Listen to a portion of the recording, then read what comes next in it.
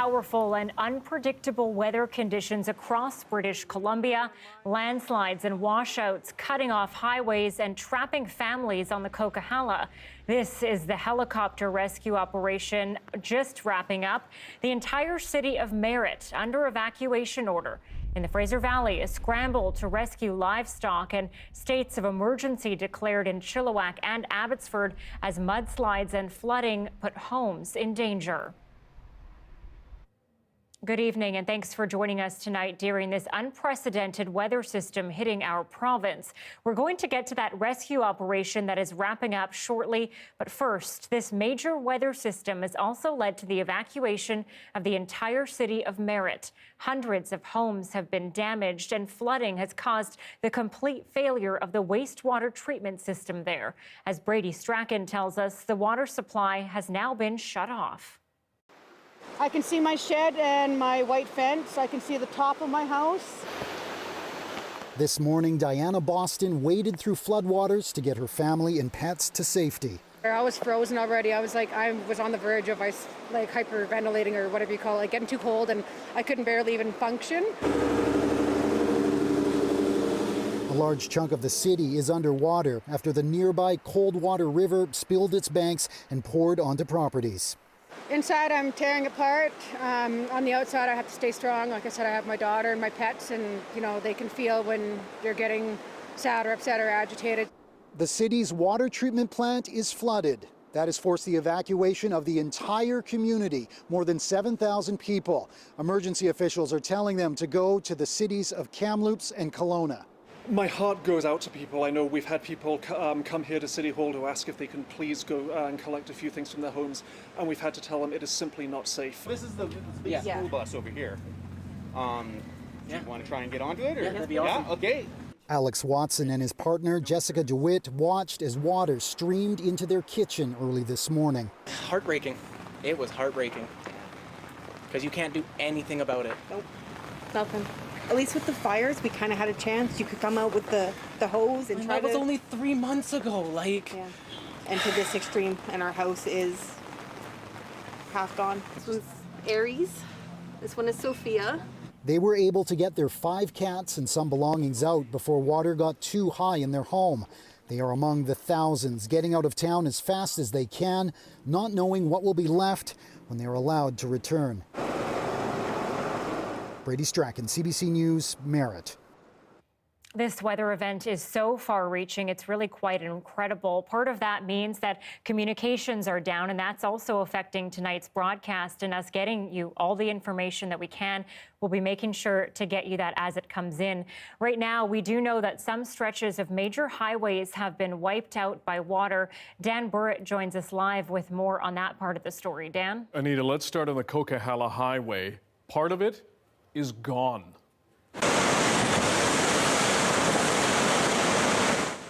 The Transportation Ministry says the southbound lanes of the Coquihalla between Larson Hill and Juliet, south of Merritt, have been washed into the river, as you can see. The water has been thundering down most of the day. The roadbed has crumbled, the volume of water astounding. And with that, a car was washed into a river. We don't yet know if anyone was inside. As we know, the Coquihalla is a major corridor for truck traffic and moving goods in and out of the interior, not to mention lots of travelers. But it's not the only washout. BC's Transportation Ministry flew over Highway 1 at Tank Hill near Lytton and Nickerman. It has been washed away under the train tracks, as you can see. It's not clear if trains are still going to run over those tracks or if they have to be stopped. The scale of the damage is not yet clear, so there's no timeline on when any of these roads might be repaired. We need to get the technical reports back from the crews doing that assessment. In some cases, it may be as simple as removing debris and ensuring the roads is good for vehicle traffic to go through again. Those areas may be able to be opened relatively quickly. Beyond the damage to roads, this flooding has impacted people's ability to communicate, as you alluded to, Anita. Earlier today, Bell says customers in BC may have experienced a service outage because of numerous fiber cuts because of the weather and that flooding and those slides. It says it's working to fix those problems as soon as it can, but it was widespread. Computers and cell phones here at CBC and in other media outlets were slow or just not working at all. We're waiting to find out the extent of the damage to how people can travel from the interior to the coast and back again, and their ability to connect with one another. Anita. Dan, we'll speak to you later in the show. Thank you. One of the most dramatic scenes played out this afternoon on Highway 7 near the community of Agassiz. The two landslides there trapped nearly 300 people, leaving them stranded overnight. The CBC's Susanna De Silva brings us the military efforts to bring them to safety, and as of 5 p.m., all have been rescued. I didn't know what we were going to go through. To be honest, I thought more rocks were going to fall off. The trip home from a relaxing winter vacation soon turned into a harrowing nightmare for Corey Lizoherka and his family. First, forced to turn off one highway, being overtaken by rushing water, only to get trapped on another between two slides. I thought the more the hill was going to fall, and you could see the waterfalls coming, and I thought, is this kind of it? It sounds cliche, but I really thought, is this the day I'm done? Yeah, it was. It was pitch black, and they were out of options. There was really nowhere you could go. And even if you did go somewhere, like, what it says just down 100 meters down the road, that area's not going to collapse on you, too. They were among around 275 people forced to spend the night in their vehicles as rescuers focused on about a dozen people trapped in the torrent of debris. They were still very liquid, moving, and full of huge chunks of debris like trees and rocks. I think there was like 3 or 4 cars that had gotten pulled in, and there were people yelling for help last night, and it was really hard to sleep because car alarms were going off that got sucked into the river, and I was just super worried about the people that were getting rescued down there. Officials don't yet know if there are other vehicles trapped in the debris. Crews battled brutal weather conditions, sending a steady stream of helicopters in to bring people out 20 at a time in order of need. Medically, they seem fine. We had one report of someone who was insulin dependent, didn't have their medication, but part of our team are BC ambulance members, and they were able to get that person medication quickly and take care of it. But you know what? Probably traumatized and not that comfortable after a long, cold night in their vehicles. And that number included about 50 children. But while people waited to be rescued, a community formed. Paul Diol even set up a Facebook group to help everyone share food and other supplies. Everybody's just helping everybody else out. And the help continued after their rescue. Everyone was brought to a reception center in Agassiz where volunteers and donations arrived all day. It's just been heartwarming. You know, like all the food that's there, you got it, it was super warm, everybody took care of you. And I asked, hey, how can I help? They're like, oh, we got tons of volunteers. And can I donate some money? And they're like, we got enough of it. So hats off to this community of Agassiz. Moving west, the entire Sumas Flats area of Abbotsford is underwater. The city there has declared a local state of emergency. Farms are flooded, livestock needed to be rescued, and there are evacuation alerts issued for more than 100 homes spanning across 6 areas within the city. An emergency center is set up for people forced to leave their homes. Isabel Regam joins us live from that center. And Isabel, now we're hearing that people in the Fraser Valley are being told to conserve water. The Fraser Valley Regional District is now asking all residents to not use water until or unless it is essential. For example, doing laundry. Right now, they say their sewer systems are at over or max capacity and working overtime because of the rainfall and the flooding. So they are now asking all residents, and this is including in Hope, Chilliwack, Harrison Hot Spring, Mission, and Kent, as well as here in Abbotsford, where some properties have been flooded with water.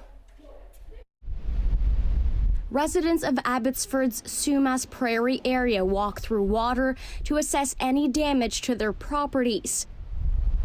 Buildings battered by waves and some properties submerged in water. Yesterday there was just in the middle, and then when I woke up this morning it was by that board there, and then it came further up that way. Marilyn Penner's corn farm now a rushing river, and the heavy winds making any mitigation efforts even more challenging.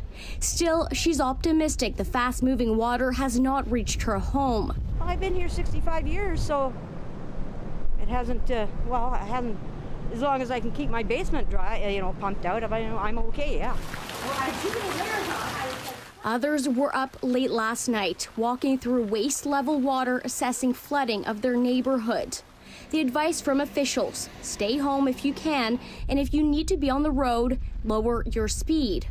Well, if you can't see what's underneath that water, some of the roads maybe have 6 inches of water. Some of the roads may be washed out as you start driving through, and now you're going down 20 feet. Constable Paul Walker says driving through water-flooded roads puts you and others at risk. You are trapped in your vehicle. Your electronics might stop. Your windows might not open. If you don't have a window breaker, you might not get out. As well, it puts the emergency service workers that are out there trying to manage this and doing an awesome job at that right now at risk to now go into that waterway, try to get you out. The city of Abbotsford says small mud or rock slides have cut off several roads. I think it was just a combination of some snow melt and then the heavy rains, and there's an awful lot of precipitation and water coming off the mountains here on the coast right now. The city's mayor says declaring a state of emergency will allow city crews to offer up enhanced supports and much needed resources. And we are having a few connection issues. As you can imagine, a lot of people are dealing with these issues tonight and throughout the day. Now, the water, when we're talking about closures and highway closures, the water is now on the highway in Abbotsford and Chilliwack, and police say the highway is closed between number 3 and Sumas. Police are asking the public to avoid the area. They say they're in the process of helping people who are stuck on that portion of the highway off the highway. They say they have no timeline at this time of when that stretch of the highway will reopen. And that means if people are needing to get into Chilliwack tonight, you won't be able to pass through Abbotsford because police say there is no detour available, with so many evacuation orders in effect in the Sumas Prairie area. We also have just gotten word that the Abbotsford Huntington border crossing in that area is closed as well into the U.S. Anita, a lot of moving parts today, and we will keep you updated. Absolutely, and we know that water in Abbotsford hitting the homeless population there hard.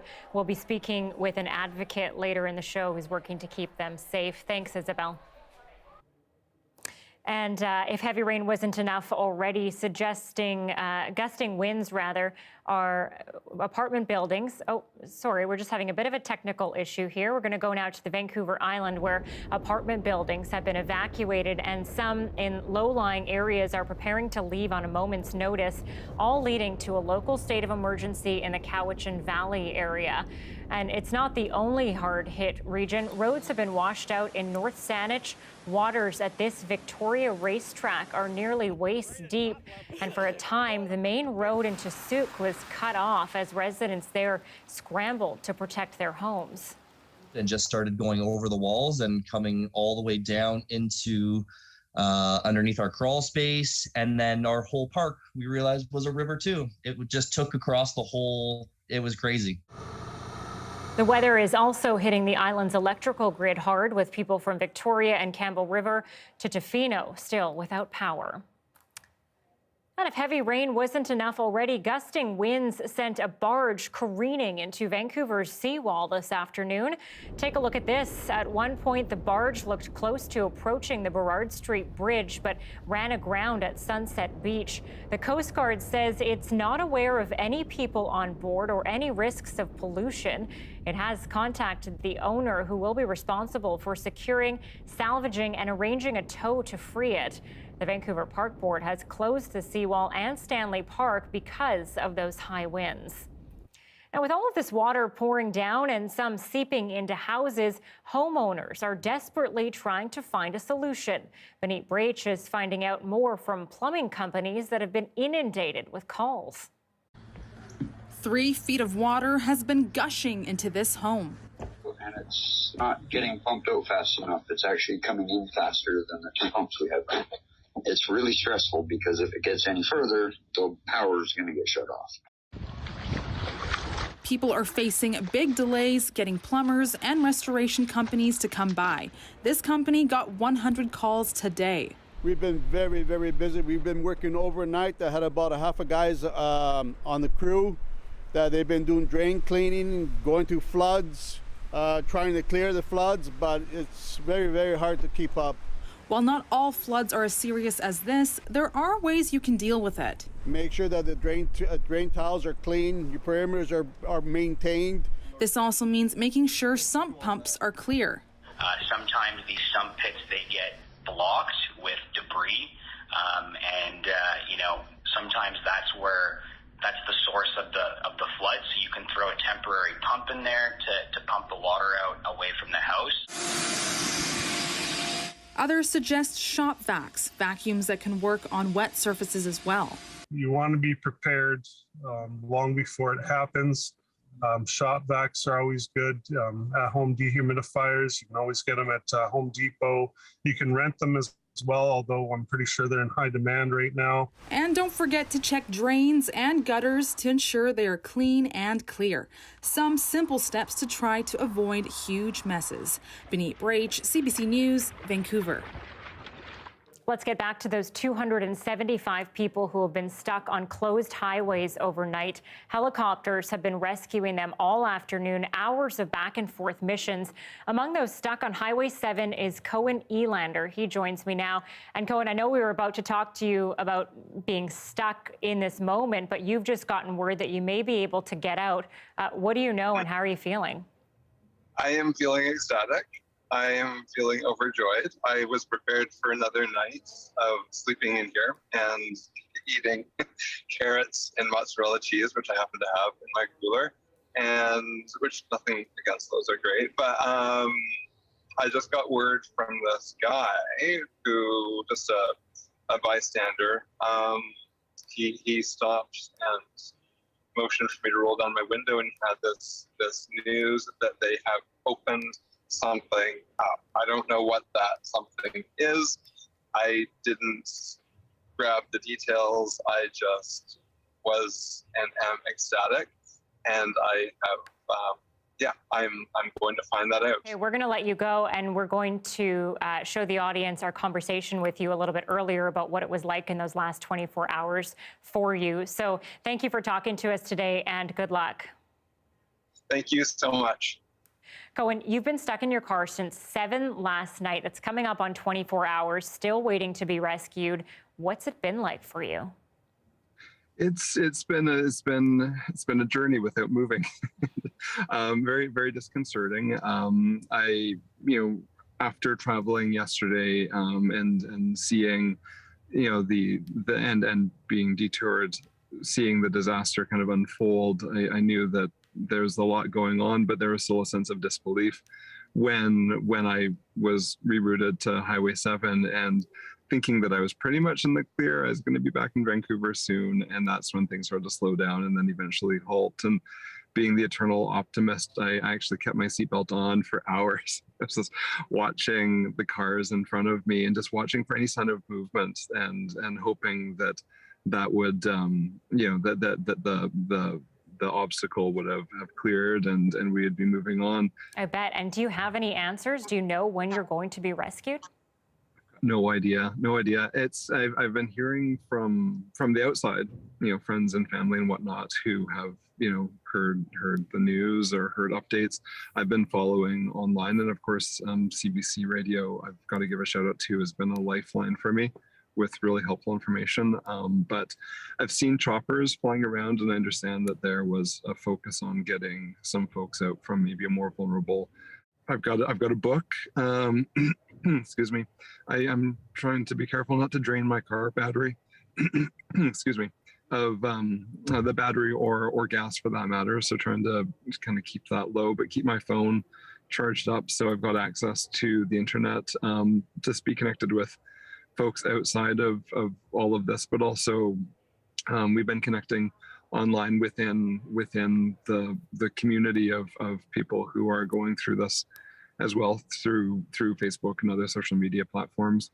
So that's been good just to kind of hear what's going on for them. And there's a general level of support and concern that we've been sharing with each other. That's Cohen Elander. And when we last spoke with him, he was hopeful he was on his way out after being stranded for nearly 24 hours. Okay, Amy Bell is here now with a look at this wild weather. And Sai is right. Quite a day and night. Yeah, and there's still more to come, isn't there? There is. We do still have some weather warnings up. So we still have wind warnings for Eastern Fraser Valley and also for areas around Metro Vancouver, Howe Sound, and then rainfall warnings right up against the the border, the Alberta-BC border. So we definitely are not out of the woods yet. Just this one little snowfall warning, and unfortunately, that's for the Coquihalla between Hope and Merritt. The heavy rain that we've been seeing all day transitioning over to snow, and they're expecting about 25 centimeters of 15 to 25 centimeters of snow by tomorrow. So that area especially hard hit. You can see throughout the day we just had such an intense band of precipitation just blasting the area, and that really subsided for Metro Vancouver right around the 2 o'clock mark, but still seeing some showers falling in the Fraser Valley, and we are still seeing incredibly high winds. We did see earlier gusts near 90 kilometers an hour, settled down now to about the 50 to 70 gust mark, but we will see them still lingering a little bit overnight and in through tomorrow. But once we get through the next few hours, we head into sunshine for Tuesday, much calmer on Wednesday, and just a chance of showers on Thursday. So there is some hope. It just has to wait until tomorrow. No kidding. Okay, thanks, Amy. You're welcome. At 6:20, you are looking at a live look at the evacuation center in Agassiz, where hundreds are now safe after being stuck overnight on highways in BC. Our reporter Susanna De Silva is on scene and has stories of dramatic rescues coming up. Stick with us.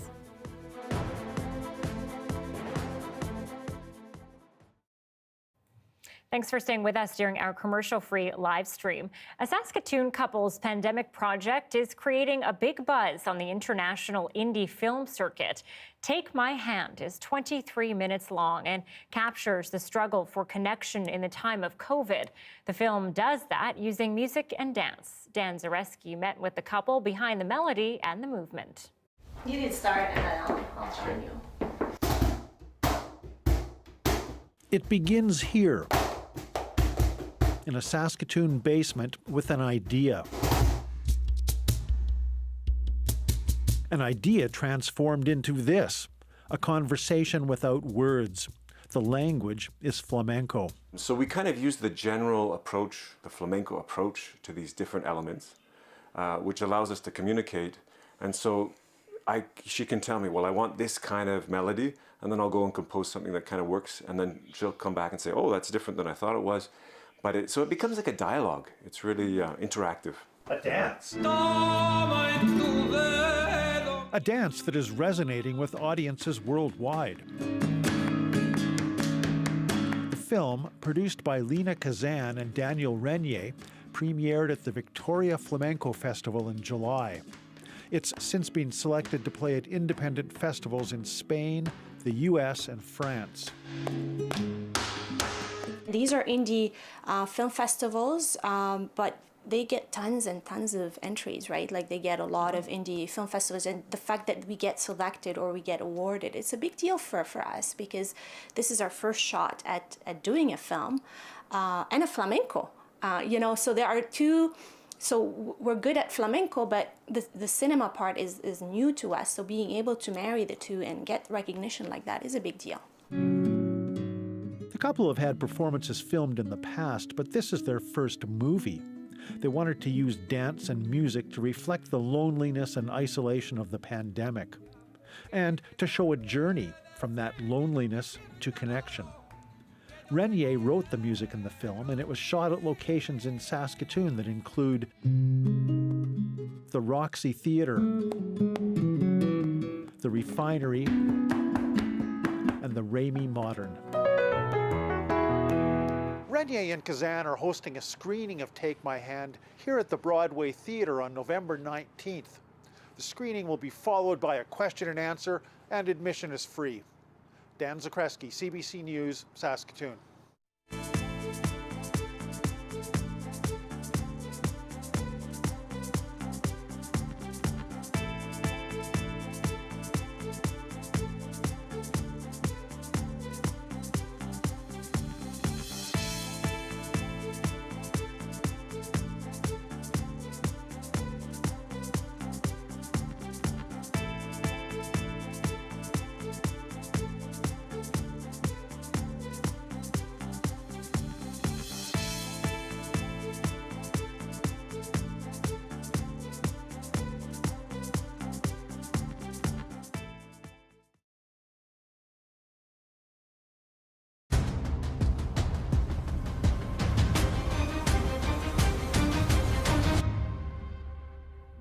Welcome back to our special coverage of BC's unprecedented rainfall and flooding.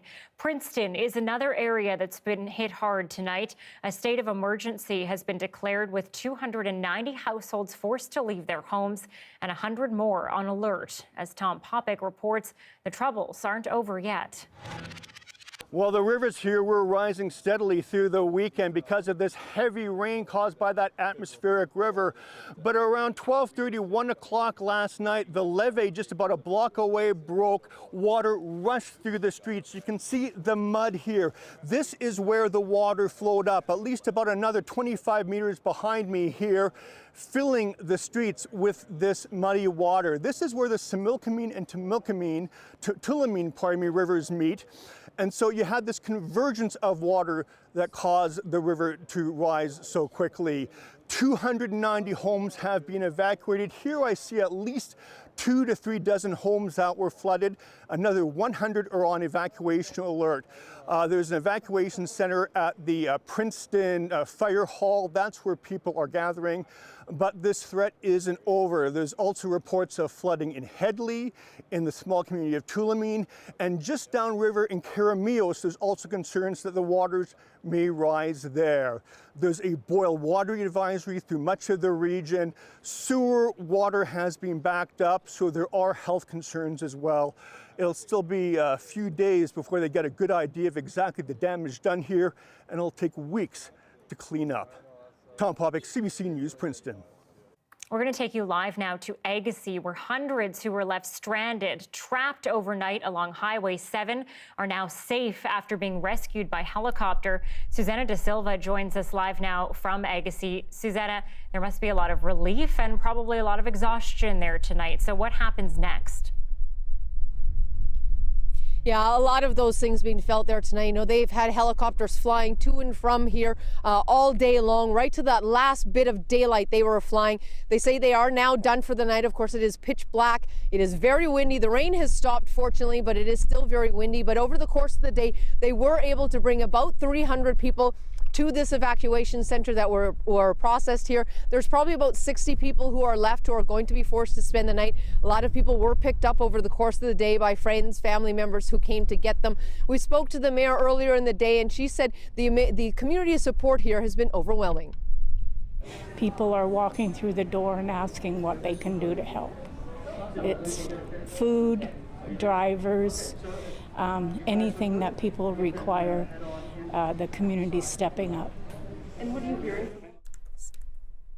And so they are going to continue. Now they're done here for the night, but I did speak with officials just a short time ago and say they believe there are still people trapped on Highway 7 on the other side of one of the slides. So from here in Agassiz along Highway 7, there are 2 slides. In between those first 2 slides, they were able to get that group out, those 300 people. But on the other side of that second slide, they believe there are more people trapped there in between another slide that follows that. So 3 slides altogether. They are hoping they're going to be able to open up that highway and let those people out to get into Hope at some point. They don't know the timing. They also couldn't say exactly how many people are there. So they are still working to get those people out. And of course, tomorrow at first light, they will be back out onto that highway, assessing the damage, assessing what was done, but also ensuring that everybody that they think was out there has actually now been accounted for. Anita? Okay, Susanna De Silva reporting live tonight from Agassiz. Thanks, Susie. All residents of the city of Merritt told to pack their bags and leave. Coming up, we hear from a Merritt journalist on the day that was and the frantic rush to evacuate the city.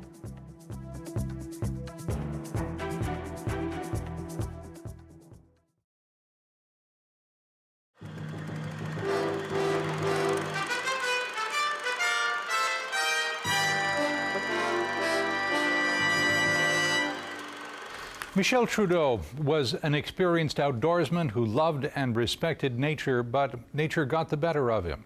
The youngest son of the former Prime Minister was on a skiing trip in Kokanee Glacier Park near Nelson, British Columbia, when an avalanche swept him off the mountain and into Kokanee Lake.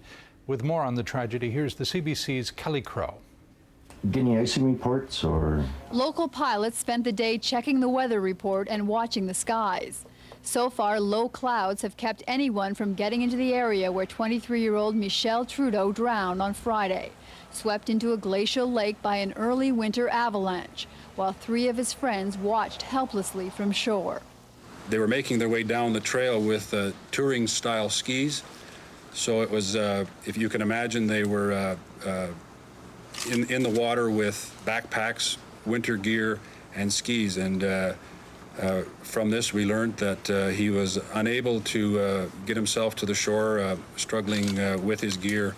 Born into fame as the youngest son of then Prime Minister Pierre Trudeau and his wife Margaret, Michel Trudeau grew up out of the spotlight, learning to live and love adventure in Canada's western mountain ranges. Just last month, he was featured on a CBC special talking about his mother. The scary wide world sometimes catches her unawares because it's sometimes so incomprehensible that people can't be as kind and as gentle as she is.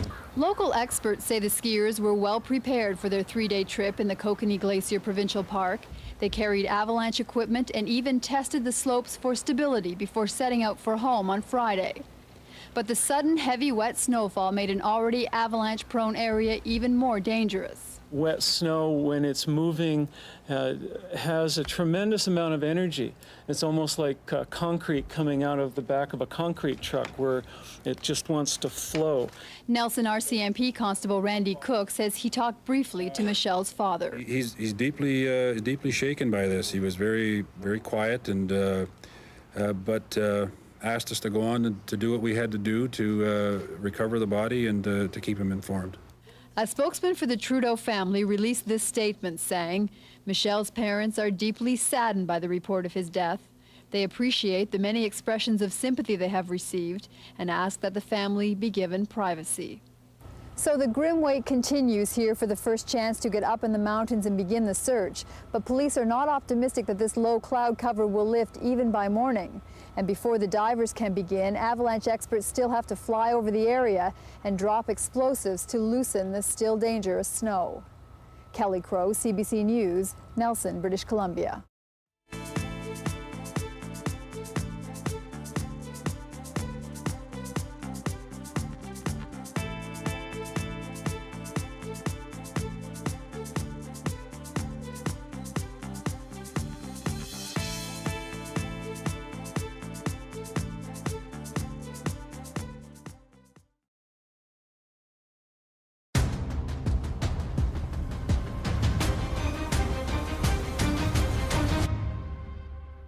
Tonight on CBC Vancouver News at 6, we're looking at the devastating flooding that has forced people from their homes. The entire city of Merritt forced to leave. The hospital there evacuated, drivers stranded, and major highways destroyed. Let's go now to Renee Filipponi, who has more on the floodwaters that are rising and the day that was. It's been a stressful 24 hours for many in Abbotsford as water poured over their streets and for some into their homes. James Reinhaller says without the help of firefighters, things could have been a lot worse for him. They pulled a whole bunch of sandbags in the back and completely saved our house. We're very grateful. We had a little bit of flooding in some lower parts of our house and in our carriage house in the back. Some of his neighbors weren't so lucky. Everything in there is completely soaked. There is thick layers of mud in all the crawl spaces, all the garages, everything's bashed in. Things got so bad, police were warning people to stay home. You are putting yourself at risk by driving down there. You are trapped in your vehicle, your electronics might stop, your windows might not open. The province says it's unclear how widespread the damage is or what it will cost. The situation is dynamic, and further rains, high winds, and possible snow in areas are compounding the situation. The province has been in continual contact with local governments, and we're working to support those affected. Vancouver Island was also hit by this enormous storm, washing out a number of roads, including parts of the Malahat Highway, even flooding a hospital. There's stuff blowing off this roof, too. And in Vancouver, once the rain stopped, it was wind creating issues, blowing furniture off patios and pushing a massive barge towards Vancouver's popular Stanley Park seawall, which was closed this afternoon because of high winds. Renee Filipponi, CBC News, Vancouver. As I mentioned, thousands have been ordered to evacuate Merritt after those mass floods caused the complete failure of the city's wastewater system. Earlier today, Andrew Nichols of CBC News Now and I spoke with Jake Courtepat, the editor of the Merritt Herald. He tells us about the municipality's struggle to access clean water and how multiple extreme weather events have taken a toll on the city. Jake, where are you? What's going on in Merritt right now? I'm still in Merritt, actually. First of all, thanks for having me, Andrew. I'm still in Merritt, planning on leaving right after this interview. But yeah, it's. I know that you've used the word unprecedented a lot today, but it is. You have to just keep using it. It's like the fire season. There's no other word to use it, which is ironic that was a fire season. Now this is too much rain, but I've only lived in Merritt for 2 years, but there's a lot of people here that have lived here 60, 70 years. And just like fire season, they've told me this morning that it's unprecedented. They've never seen anything like it. There's really no other word to use. Well, it's really hard to believe, I would say, but what changes have you had to make because of all this? I mean, the city is asking residents not to run water, flush the toilet, or run any taps. Well, and that's the thing with the wastewater management plants failing. That's why they've given us the evacuation order that just came down an hour or so ago, is because you can't run your taps, you can't flush your toilet. It's not a livable situation. So not only are people's lives in danger just from the water itself, but you can't live without tap water, without flushing your toilet, any of that kind of stuff. So that's pretty much the reason why the evacuation order ended up going down and why everyone's now forced to leave town. So, Jake, now you're covering this story. You're living it. You're in real time. You're about to evacuate. Are you able to get out safely, and where are you going to go? Yes. So the Coquihalla between Hope and Merritt has been shut down because of landslides. Going west to Highway 1 to the Trans-Canada shut down because of landslides. But people are being asked, and you're still able to at this moment, you can go north to Kamloops and you can go east to Kelowna. So those are kind of the two thoroughfares that are still available at the moment. Things could change on a dime, like we've seen this morning. But right now, people can go to Kamloops and then go to Kelowna and register at the emergency, the evacuation services centers there. So that's where the city of Merritt has told people to go, either go east to Kelowna or go north to Kamloops. Jake, you mentioned, just 5 months ago you were dealing with temperatures in the high 40s. Tell me about a little bit more about what kind of toll this is taking on you and your neighbors. All of these things happening so close together. Well, it's tough on everyone, right? And it's, like I said, it's unprecedented. Just keep using that word. But I think with the fire season, with what happened today, people now realize if there's an evacuation order, you leave. When we had the evacuation order for the fires, people were just like, no, I'm not going to go anywhere. And now you realize if there's an evacuation order, you get out of town.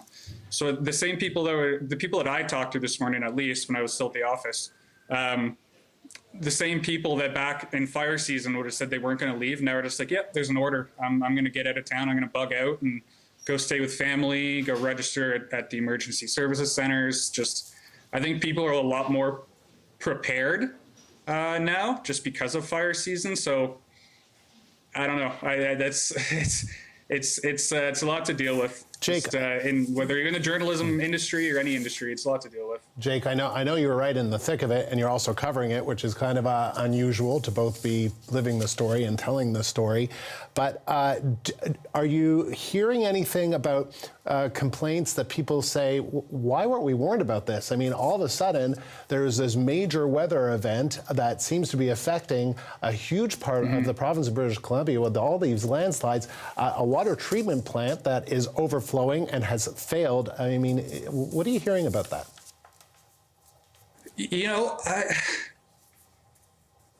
With the wastewater treatment plant, it's something that the city of Merritt's never dealt with before. In terms of why things went wrong, it's something that I'm going to have to dig into more. Right now, everything's still so new. But again, it's something that people have just never dealt with before. It's like the fire season. Measures were put in place after it happened. And I think the same thing is going to happen here. Is measures are going to have to be put in place because of this event. Jake Kurtapot is the editor of the Merritt Herald. Thank you so much for being on the show today. Okay, thanks for having me. At 6:39 on this Monday evening, you're looking at a live shot of Revelstoke. It's just 2 degrees there and a snow warning up for much of the mountain passes. Amy has a look at the weather to come next.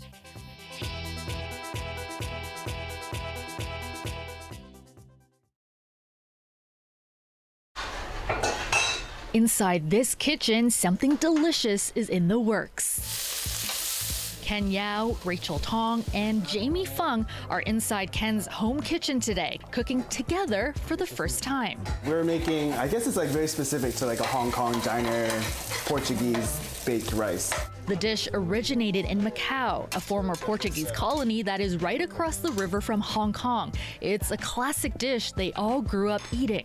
To accompany it, Rachel is also making a classic Hong Kong diner drink, red bean freeze. For each of them, learning to make these dishes is a way of embracing and connecting with their Chinese culture. It's a journey that has had its bumps. In grade 6, I remember like bringing this like curry beef bun to school, and you know, like it's classic Hong Kong like bun with like curry inside, and I guess it's not the prettiest filling. And this girl was like, "Oh, that looks like dung. Like, what is that?" Obviously, at the time, I was like, "Oh my God, I gotta like hide my lunch." Growing up in a Western society and like seeing Food Network, it's always like glorified that like you know French or Italian, or it's never like, oh, Chinese cuisine. We're constantly, and we're still to this day, constantly wrestling the idea of like, you know, should we be more assimilating to like Western cultures, or should we be holding on to our traditions? I guess it's like this constant identity crisis. Rachel Tong moved to Toronto from Hong Kong with her family when she was 12. During the pandemic, I haven't been able to eat with my family as much, so I started to miss those foods. I think before that, I always took it for granted. It was then she decided to start an Instagram account called Nostalgic Foods, sharing videos of how to make some of her favorite dishes growing up, like the Hong Kong version of tomato egg. Through social media, Rachel has also found a community. Like her, Jamie Fung has also been learning and sharing how to make some of his favorite dishes on his Instagram account, Enter the Gateway. Now I'm gonna add my bamboo shoots. I wanted to make Hong Kong style dishes, number one, because like these are dishes that we've first and foremost are delicious and like we grew up loving. And it wasn't until like later on, like thinking about it, that I kind of started to realize that there's a lot of like, you know, just life philosophies behind a lot of the way that these dishes are made. When it comes to Hong Kong, like it's not an easy city to live in, right? So, you know, everything there has to be like really efficient. For Chef Ken Yao, it's important to honor his culture by preserving his family's recipes. My mom definitely cooked a lot, and everybody's just like having fun and playing mahjong, and she would be the one that like gets up and cooks. And she would like cook for like 20, 30 people easily. During the pandemic, he started an online shop called K-Market, selling handmade foods inspired by his mother's cooking. And finally, it's time to eat, because sharing a meal together is also part of the journey of connecting with their roots. All right, go right, right?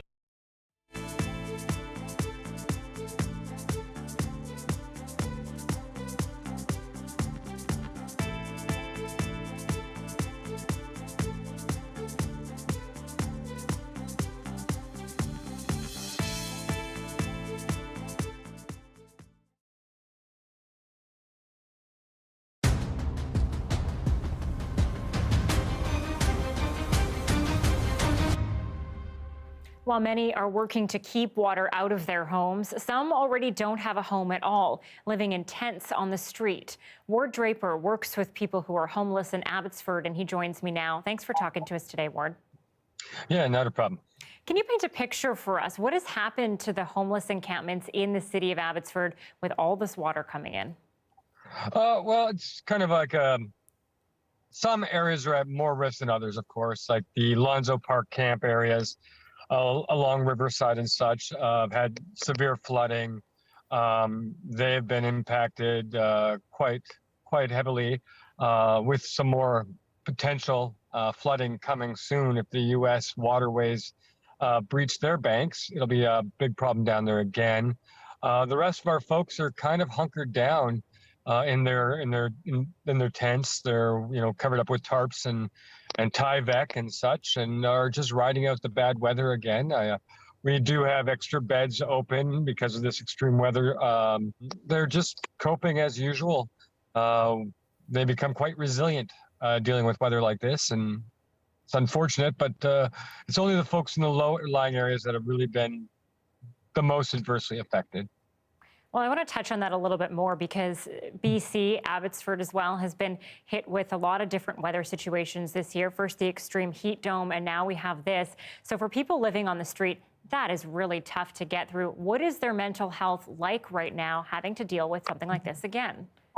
Well, it's not even so much. Well, yeah, the weather is definitely plays a big part on it. But I mean, the last 2 years of COVID, basically the last 2 years, they're just drained. A lot of folks feel a hopelessness that I've never seen before. So it just keeps adding to the continuing problems that we're facing. So, we have problems that are generated by COVID with the lack of access to services or public spaces. Then we have a heat dome and a lack of places to hide from the heat and receiving water and such as that. And then we have now this. And so what's going to happen when the temperatures drop? It's hard to say. You kind of have to roll with it because you don't have any other options. We have limited beds, and we also have limited places for people to move inside permanently, just housing in general. And so those people that are still living on the streets right now, you said there are tarps set up, but the rain has been coming down pretty hard. And we've seen a lot of areas in Abbotsford that are completely underwater. Do those people want to stay in their tents, or do they want to actually go to a shelter? Well, a lot of people want to dry off. That's true. I mean, they do want to get inside and dry off, but there is not that many options. And some people just want to stay with their stuff and try to keep it dry or try to keep their home maintained. So just imagine living in a tent or a car in those areas, which some folks are. And it's been bad, like the trailer park that's grown up on Lonzo Park area. The flooding there has been really bad and could potentially, again, be very bad after midnight, I hear, tonight. Making vulnerable people even more vulnerable. Ward Draper is with 5 and 2 Ministries in Abbotsford and works with the homeless population there. Thank you, Ward. Yeah, not a problem. And then the thing is, folks, if you see folks out and about, if you can throw some socks in your car to hand out that help people dry off, that's helpful. Or blankets and tarps come in handy right now, too. Okay, thanks, Ward. Thank you. And we spoke to Ward earlier this afternoon about what's going on in Abbotsford with the homeless population there. Okay, Amy Bell joins us now with the forecast. And Amy, a very rough couple of days, if that's the word to describe it, I guess. But I imagine we've smashed a lot of rainfall records. Oh, we did smash a lot of rainfall records over the weekend, of course. And then we're just calculating all the sort of daily totals that we smashed through just today alone. So we'll have all those official words. But these are the latest rainfall totals. So 252 millimeters in Hope and 208 in the Agassiz area, close to 206 in Squamish, and then 178 in Pitt Meadows. We actually had quite a bit more fall just in the last several hours. We do still have rain falling in some areas of the Fraser Valley, and we still have that wind warning for most of Metro Vancouver, Howe Sound, Vancouver Island. We will continue to see those winds really pushing through. We'll see them throughout the Fraser Valley, and then we will see that rain changing over to snow in the eastern Fraser Valley with a snowfall warning tonight from Hope to Merritt on the Coquihalla. So already it was hard hit with the flooding. This certainly will not help the situation. You can see that next system, though, arriving will push far north up in the province. So we'll start to see more snow on Wednesday for the northern half of the province. But tomorrow and into Wednesday, we're actually finally getting a chance to catch our breath for much of the interior and the south coast as things settle down. We head into much cooler weather. In fact, today in the afternoon, we saw the temperature drop about 4 degrees in about an hour, from 11 down to about 7 degrees. So it is going to trend cooler for the next several days, but the trade-off is that we will be done with this heavy rain, with these high winds, and we'll head into some sunshine. But we're not there yet. We still have a lot of rain. We still have a lot of wind in the forecast for tonight, and we still have some snow in the forecast for the eastern Fraser Valley. For tomorrow on Vancouver Island, though, a gorgeous day, just a nice mix of sun and cloud pretty much across the board. Looking great in Whistler. Mix of sun and cloud in Abbotsford, and then Hope will still be dealing with showers tomorrow. It will dry out, though, late in the day. Prince Rupert, just a few showers, and we're back to cold and snowy weather for Dease Lake with a high of -8 degrees, -2 in Williams Lake, and just a chance of some snow flurries in Kelowna, and a high of 4. And the Kootenay's looking at like a nice mix of sun and cloud. For us, that's a lot better for the 5-day forecast. Certainly less dramatic. Sunshine, though, tomorrow a high of 9, but dropping down to 1 overnight, so it will be a very chilly one. Mix of sun and cloud for Wednesday. Slight chance of some morning showers on Thursday. And then we're looking at rain moving in again for Saturday. All right. Thank you, Amy. You're welcome. Now, we are in this CBC Vancouver News weather special tonight, but let's touch on what's happening with COVID-19 in our province here for a moment. BC's 7-day moving average of new COVID cases has gone down slightly over the weekend, with 1,270 new cases over a 3-day period. 16 more people have died. 376 people are in hospital, with 116 in intensive care. About 4 out of 5 of those ICU patients are completely unvaccinated. The BC government is moving to create protection zones around schools and healthcare facilities targeted by COVID-19 protesters. Attorney General David Eby introducing the bill aimed at preserving safe access for people going to work or accessing health services. The proposed legislation means establishing a 20-meter safe access zone around those facilities. It also gives Cabinet authority to designate bubble zones to allow police to stop protesters. In September, hospitals were targeted by protesters objecting to vaccine passport mandates. The RCMP have released new video of a man they believe started a fire at Burnaby Hospital last November. In the video, a suspect can be seen walking outside of the hospital, later seen inside the hospital elevator. The videos were taken on the evening of November 15th, 2020, that's last year, shortly before the fire started inside the hospital's Cascade building. It caused extensive smoke and water damage and led to the closure of the emergency room, also forced patients and staff to evacuate the building. We released a still image of a man we wanted to speak to. At that time, we were unsure of the role, if any, that this man had. But today, we're confirming that he is a suspect in this arson.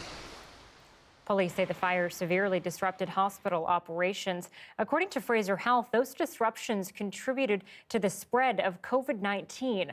The hospital has had 2 separate outbreaks. 5 people died in the first one, which happened 9 days after the fire. Well, flood, rain, wind, and much, much more. The long-lasting impact of BC's historic storm is coming up.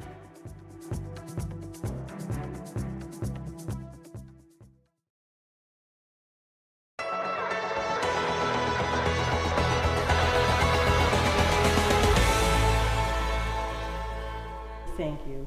Jamie Rowett is receiving her Quilt of Valor from Mary Ewing. This Quilt of Valor. Thank you so much. You're so welcome. Known as a gift of love and thanks, presented to 20,000 Canadian veterans so far, Jamie Rowett, though, wasn't so sure she deserved one. She was wrong about that. This is where the hug from a grateful nation comes in. It's the hug of the quilt.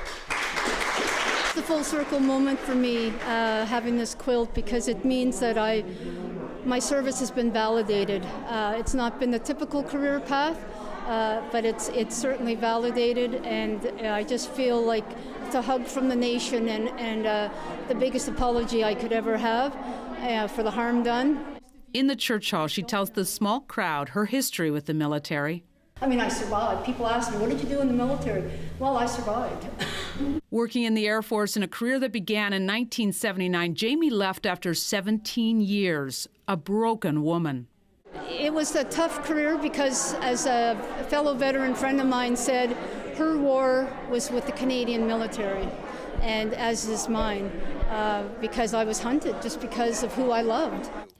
Jamie and so many others were victims of what would become known as the gay purge. It was only after it was brought before the courts the truth about the surveillance and harassment came out. There was an apology and a financial settlement for all the victims. She slowly started to heal. This quilt is a proud moment. Because especially for me with my background, it's warmth, it's comfort. I didn't have that as a child, and I didn't have that in the military. So a quilt of valor, I was shy for the word valor, but it's actually, I've stepped up and I accept that, and I see myself as being noble enough to receive it. While she was receiving this gift for her service, she gave a gift back. Part of her healing from PTSD was collecting recyclables. She calls it trash for cash. Every day, she goes on the hunt for cans and bottles. She cashes them in and gives all of the money to the food bank and the Three Churches Foundation in Mahone Bay. She presented them with more money, $2,000 each. She credits the town of Mahone Bay for saving her.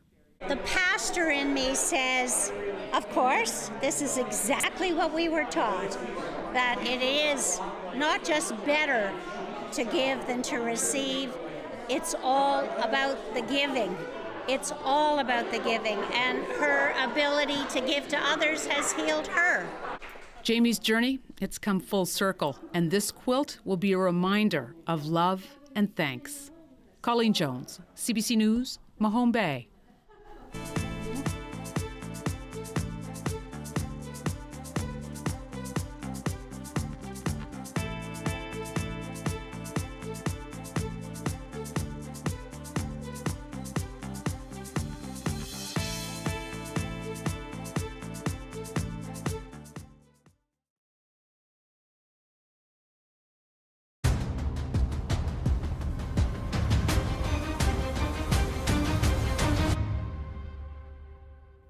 Heavy rain and strong winds continue to pound much of southern British Columbia throughout the day, a weather event the likes of which we've not seen here before. CBC's Lindsay Duncombe has a look at the fallout. The water was just too much, overwhelming the water treatment plant in Merritt, BC, making 3 bridges impassable. The entire city, more than 7,000 people forced to flee. On Highway 7 near Agassiz, a dangerous rescue is underway.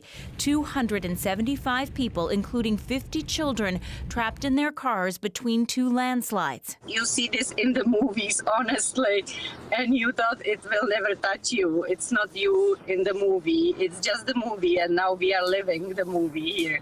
The rescue plan is for military helicopters to airlift people from their vehicles, a mission complicated by high winds. One of the challenges that they have been facing, obviously, is the weather and the ability to get into the area safely.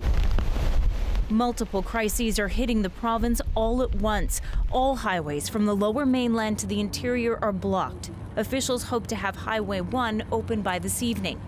There is still much information we do not have at this point. We're waiting to find out the condition of people who were rescued overnight. There are also questions if there are any people missing as a result of the flooding or the landslides. And there are questions about the kind of warnings that people did or did not receive in the lead up to these crises. Those questions echo the criticism the province received after last summer's deadly heat wave. Lindsay Duncombe, CBC News, Vancouver.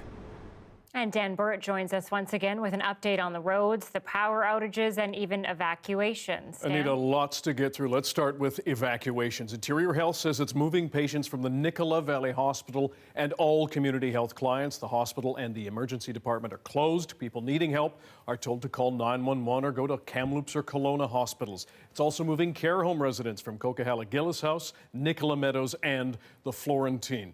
In the Fraser Valley in Abbotsford, Highway 1 closed in both directions between Sumas Way and Number 3 Road because of flooding. We do not know when it will reopen. Police say they've been pulling out stranded motorists and they're working through a big backlog of trucks, so avoid that area.